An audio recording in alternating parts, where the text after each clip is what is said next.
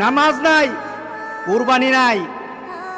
যেই ব্যক্তি নামাজ পড়ে না, যেই ব্যক্তি নামাজ পড়ে না, কুরবানি তার কোনো সফলতা আনবে না, কুরবানি তার জন্য সফলতা বয়ে আনবে না।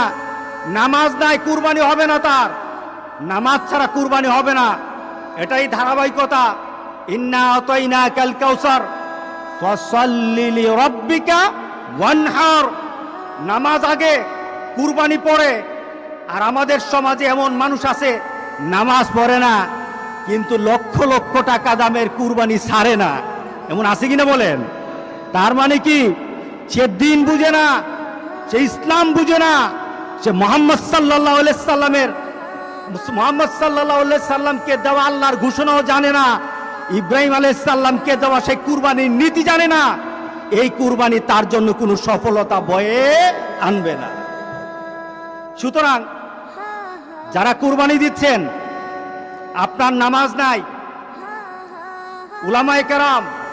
উলামায়ে কেরাম কিন্তু বলেছেন যাদের সাথে নামাজ নাই, যাদের সাথে নামাজ নাই, নামাজি ব্যক্তি যেন তাদের সাথে কুরবানি না দেয়।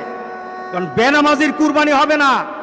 আপনি 7 নাম দিলেন, 6 জন মানুষ নামাজ পড়ে, একটা মানুষ নামাজ পড়ে না, বিপদ কিন্তু হয়ে গেছে, বিপদ কিন্তু হয়ে গেছে। কারণ 6 ব্যক্তির অংশটা কিন্তু আরেকজনের সাথে মিল সংযুক্ত হয়ে আছে। ওই ব্যক্তির বেনামাজি হওয়ার কারণে উলামায়ে কেরামের মতামত, সব উলামায়ে কেরামের মতামত, নামাজ যার থাকে না কুরবানি তার হয় না।